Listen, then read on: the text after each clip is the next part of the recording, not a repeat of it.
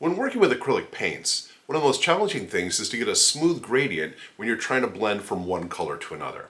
And today on Mixed Media Masters, I want to share with you some tools and techniques for helping you do a better job in creating your blended abstract masterpieces.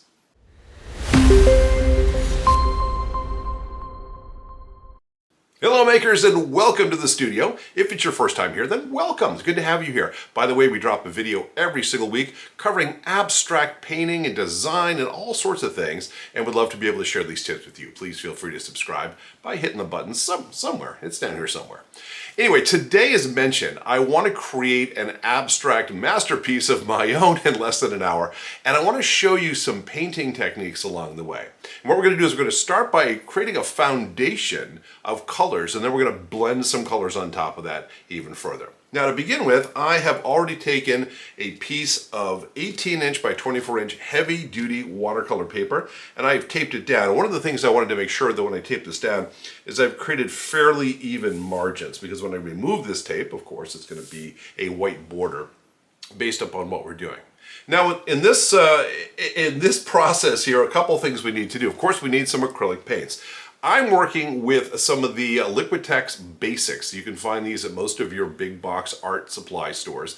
And the thing about the Basics is they're just that. They're basic. They're middle of the road, or maybe even lower end on the acrylic spectrum, but I find them to be just fine. They have good color, they blend pretty well, and again, it depends on what kind of masterpieces we're making.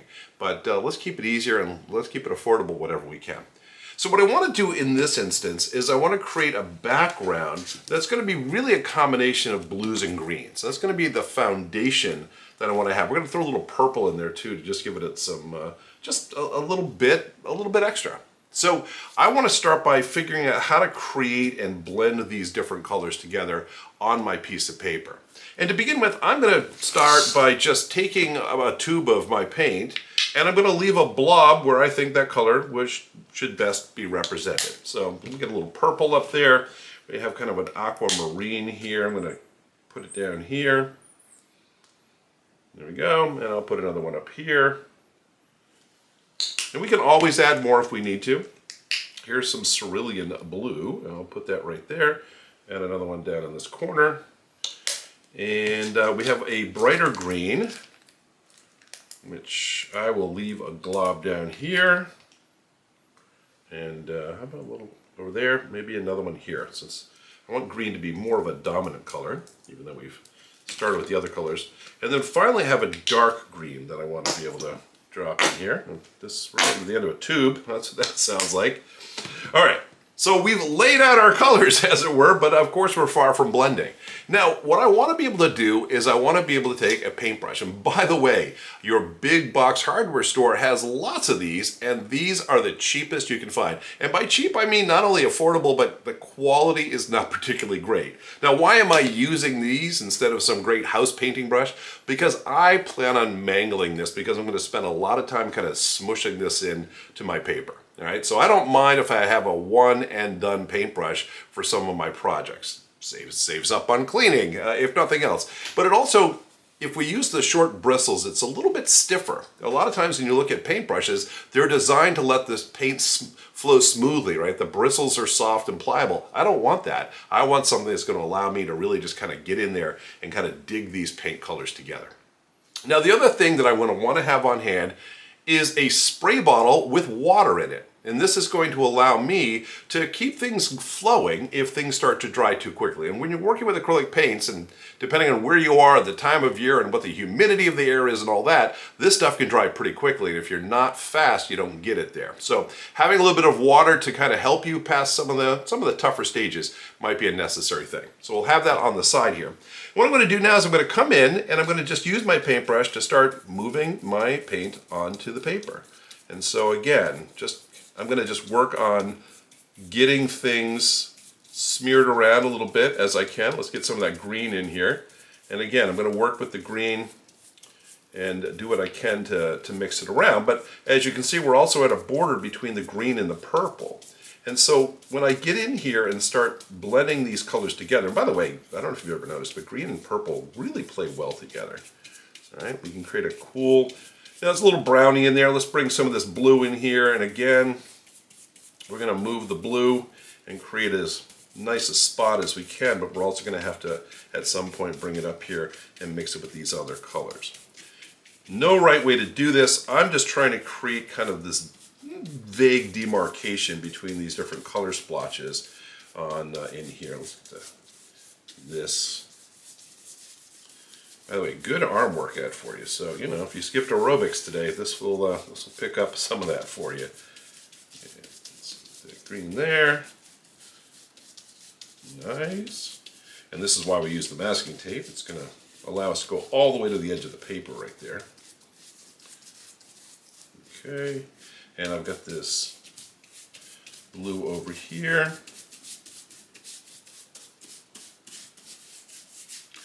All right. And again, you can see how this blue here is already starting to dry up a little bit. So as I come in to these areas that haven't yet been painted, I'm going to have to dig deep in with that brush. All right, and let's get these on the left-hand side while they're still pliable. And green there. Feel the burn. Actually, if you're feeling the burn, chances are you probably need to go to the gym a little bit more than you are. All right, there we go, and let's get this up here. All right. Now this is pretty much a quick and dirty, and what this has allowed us to do, of course, is to spread our paint around. But I'm also getting a lot of brush lines, and this is where working with our water comes in handy. Of course, make sure it's on a spray, a fine mist best you can. And we don't want to overdo it with the water. We want to just get some in here on our surface, and then we can start to work that in. It's just going to help keep that paint a little bit more flexible, a little more pliable as we bring things together. Okay. And by the way, if I like this kind of purple thing that's happening up here in the green, I can certainly come down here and maybe add some more, right? Because it's my masterpiece, and I'm going to get the colors I want.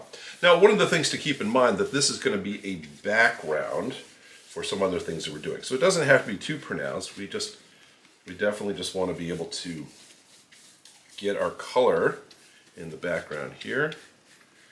And again, a little bit of water on the edges in this area will help me to pick up some of the green colors and create a blend between the purple and the green. Okay. And all right. Pick some of that up. Okay. So again, I don't need to overdo this. All I'm simply trying to do is get full coverage on my piece of paper here, which we managed to do. Now, the next thing I'm going to think about is, all right, so this is a foundational layer, if you will. This is going to be a background. And how do I move from this to something that's going to be a little bit more pronounced? Because in truth, this is rather muted. This is the kind of thing where I like it just fine, but when I want to hang it on my wall. And I want to be able to have some brighter splashes of color that I can work with in here. Now, I'm going to try to ruin this very quickly. And I'm going to say, you know what? Let's put in a bright splash of color. I've got some red here, and I'm going to drop a little dot up here. And let's get that blended in. And what you're going to find is if your paint is still too wet, which it is that red is going to just end up being blended in and become kind of a purpley brown color. So no, that didn't do what I wanted it to do at all. So what I'm going to do is I'm going to wait for this to dry a little bit, and it takes only a few minutes. It really isn't a long wait at all. Maybe go wash my paintbrush so I can use this again in the future. And then we're going to talk about how to add additional layers and bring some bright colors in here to make this really pop out. So we'll do that in just a few moments. See you on the other side. 3 days later.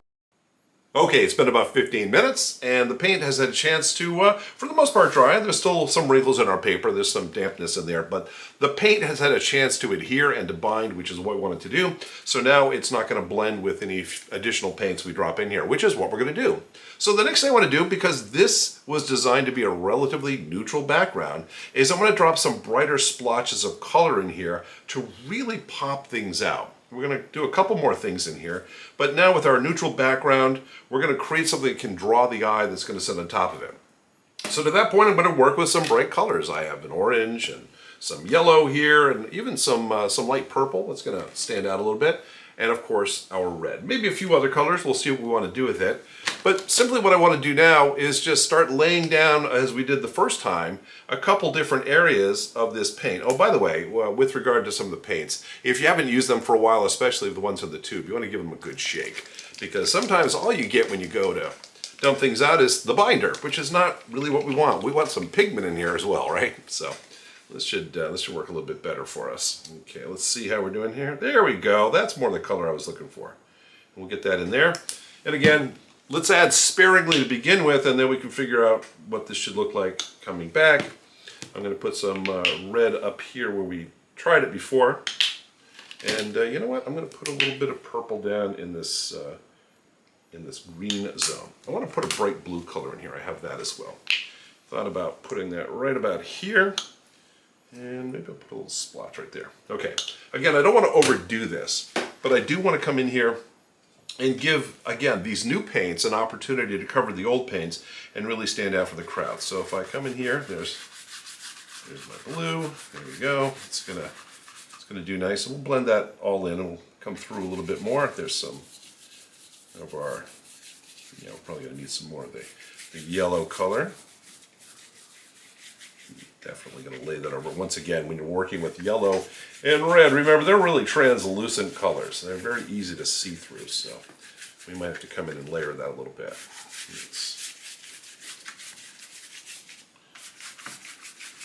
Okay. And again, we're not going for total coverage like we did the first time. We're just going to try to create a blending effect in here between these different new colors. And again, it doesn't have to blend perfectly. Part of our goal here is to have these colors really stand out from the crowd. And I'm going to come in here. I'm going to add a little bit more yellow because I want to definitely have something that will stand out here. So make a little bit more standout color there. Okay. Now again, what we do to blend these together is entirely up to us. I don't want them to actually blend in the same way that the other colors did. I want them to pop out a little bit there. What do I want to do here? I like the blue. The blues come out really well. Let me just add a little bit more to my red. Get that a little bit brighter. And again, if I were to, even put an additional layer on later, I can make this color pop even more. But for now, that's going to work out for what I want to do. And let's get a little bit of purple here. Down in here. And again, be careful with, when you are working with your brush, of course, I've got all sorts of colors on it. And if I really wanted to come in here and make sure that the purple was, unencumbered by other colors, I would probably use a fresh brush. All right. So that's going to allow me to get the colors I want. Now, this may not look necessarily the way you want it to. I think it's getting a little bit more interesting, but we have another layer that we're going to work on now. And what I want to do next is I want to come in here and actually, you know what? Before we get too deep into it, I want to add some white, and I'll explain why. Let me use one of my super fancy ramekins here. Yeah, that's right, our food lid. And let's get some white paint on here. I don't need too much. White, as we've discussed in the past, does a really good job of covering all sorts of other colors. What I want to do is I want to take a palette knife here, and you can have a cheap plastic one if you want. I just happen to have a fairly nice set. I'm going to get a little bit of white on the end of my palette knife. I'm going to come in here and I want to get just some areas where we have some white happening. Not over the top at all. That's not the goal. I just want to get some in here. And it'd probably actually make more sense to wait for some of this to dry. And I'm just going to get some white, just breaking my colors up.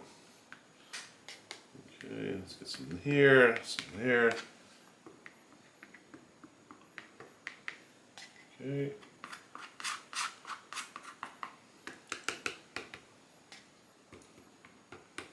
All right. You can also, by the way, if you want, you can take a paintbrush and just try to guide the colors a little bit. The thing about a palette knife is it's a rather blunt force tool. It just smears it, and if you want to mix it around, you can do that. Now, I'll explain also why we're using the white. We have one more step to go, which is going to really change the whole face of this piece of art. And I'll show you what that is next. We're going to have to wait for these colors to dry yet again before we get in there. But the next thing we're going to do is we're going to come in here, we're going to add black as our final color at the top to really kind of change the whole framework of this. As it is right now, this is a series of colors, which, yeah, fine. It doesn't look more than, to me, kind of like blobs of colors that have been blended together, because it's blobs of color that have been blended together. But when we start putting the black in, I'm going to show you how we can really create a framework around this that can give us a very unique and interesting look. But we're going to have to wait for this to dry, so let's give it another 15 minutes or so. When we come on back, we'll be able to finish this thing up. Several months later. Okay, welcome back. Now, our piece has had a chance to dry a little bit further, and in truth, I also used a hairdryer for a few minutes to really get it, just speed the process up a little bit and get it fairly dry. Now again, I'm working with something that's still a layer, a foundation, and there's one last thing I want to do in this layer, and that is I want to add some black lines that will allow me to kind of call out some of the different color blocks, but also just to create another layer of abstraction on top of this. Yeah, this is a multi-tiered process, as it were. So once again, let's get a fancy ramekin out, and we're going to put some black paint in this one. And again, be careful not to, dump it all over your finished work. That'd be bad. There we go. Blob of black here. And, of course, I can't quite paint without ever not getting it on my hand. So here we are. Let's get some of that off so I don't end up, putting it on my face again. That's to be avoided. We're going to work with the palette knife we were working with before. That has a nice edge we're going to use. And we're also going to use this spreader. So this quite literally came from the big box hardware store, and it's for using when you're doing auto body fill. That's right, it's for taking Bondo and smearing it into the creases so you can rebuild your car. So yeah, all sorts of fun things that we can work with here. No right answers. I'm going to move my black over to the side here just so I don't end up spilling it. And what I simply want to do is I want to go and I'm going to take the edge of my palette knife and I'm going to dip it into the black like that. Let me put it here where you can see on the camera. Right? Just kind of do one of those. And then I'm going to come in here and I'm going to create a line just by kind of dragging it across the area. Now again, there's no right way to do this. I'm going to work with some straight lines here. What I do want to do is I want to kind of outline my colors a little bit. And there's no particularly right way to do any of this. So we're gonna come in here. We're gonna add some lines like this. And let's kind of frame in this red a little bit. And I might also cross-hatch some of the different lines. Let's do this. Okay. And again, just as a variation on a theme, I'm gonna use the edge of my auto body filler tool here. There we go. This makes some pretty clean lines as well. And I'm going to decorate this thing up. I'm going to come in here. I'm going to create, let's get some more paint on there so we can actually work with it. I'm going to create just kind of a framework of black lines that are really going to be the focus. Now, with all this background stuff we've been working on, what we're going to do now is we're creating something that's going to focus the eye a little bit. And we'll decorate it up as we see fit. So kind of a grid. I'm creating mostly straight lines here, and they're going to be at different angles because I think that's going to be most interesting. But there we go. And there we go. And again, if I want to go back to my palette knife, just for some variations on a theme, I think it also allows me to store just a little bit extra paint so I don't have to go back to the pool as often. And hopefully you can start to see that this is showing just a very different character. And that's really what's starting to happen. Instead of being, hey, we've got a bunch of paint here that's been spilled in the background, we now have something that's really starting to just, I think, become visually more interesting. But again, we don't want to obscure our colors. That's why we put them there. We want them to stand out. But we really want to almost frame them using our black lines at this point. Now, I'll be honest, one of the challenges with a technique like this is that while we're putting paint on things, is trying to figure out when the best time to stop putting paint on things is. And it's going to vary based upon your design. It's also going to based upon who you are and what you think looks good. And at the end of the day, we do make art to share with other people, but I think initially most of us make art for ourselves, right? And because we're the first person to see this, and we're the first person to say, hey, I like how this is turning out, And, it helps spur us on. And as I've said on this channel more than once, when you are working on any piece of artwork, the paper and the paint and the materials will talk to you. I know it sounds a little woo-woo, and that's not exactly what I'm getting at. But as I'm looking at this thing over time, my eye is going to be drawn to different parts of it, and it's going to allow me to say, I think maybe a line right there is what this piece needs, right? And there's no right answer. There's absolutely nothing in here to say I'm doing it the right way or the wrong way. I will share there are better ways, and there will be times when you're creating something like this, and you look down at it and you say, yeah, it's just not working, right? Or there may be times saying, hey, this is perfect. The other thing that's, like I said, the challenge is, when do I stop? When is enough? And there's no right answer for that either. And so I'm gonna add some more lines in here. And again, I'm trying to create some places where the eye can be drawn, and some of these hashes could be kind of interesting. And of course, if you take a lot of any one color and put it in one place, you're going to get more attention, right? Because the eye is going to be drawn to these areas that are a little bit heavier with pigmentation, even if it's the black pigmentation. So let's just see how we're doing here. And I don't want these colors to be total big blocks of color. I do want to put some, figure out which way the lines go, what's going to work out for you, etc. All right, I think we're getting close to where I want to at least start contemplating what the foundations, or the parameters, I should say, for this piece are. I don't want to overdo it. I think this piece here just needs a line right about there. All right, and we can decorate it up as we see fit. Again, I'm trying to, in essence, obscure the content that's obscuring the content that's in the background a little bit. I don't want, like my white blobs to stand out. That's not the focus. The focus is the interchange, the interaction between the white blobs and the black lines, if you will. And so just how can I come in here and create something that's just going to, again, kind of draw the eye. All right, a few more of these. And by the way, you know what? Like with anything, and I'm the first to admit, there are plenty of pieces that I set out to create that just don't get there. And I chalk them up as a learning experience. Everything that you don't, succeed on is a great opportunity to say, okay, why didn't that work? And sometimes it's very hard. If I sat down and created this piece over and over and over again, would I find techniques that really were pleasing to the eye? Absolutely. Would I find color combinations that really work? 100%.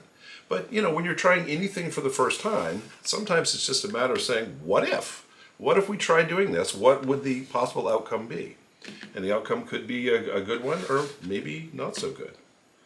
But everything we do here is part of the process of how we learn. And it's part of the process of the materials that we create. And I'll be honest, every four or fifth piece that I create goes into my burn pile. Quite literally, I have a drawer labeled stuff to be burned someday. And I learn from every single one of them. And there's nothing wrong with going out and trying stuff and failing. Actually, that's how we learn, right? We learned how to ride a bicycle. If you learned how to ride a bicycle, you probably fell down a few times. And that's kind of how we do it. And so when you try something out, you might say, wow, this really worked out for me, or maybe it didn't.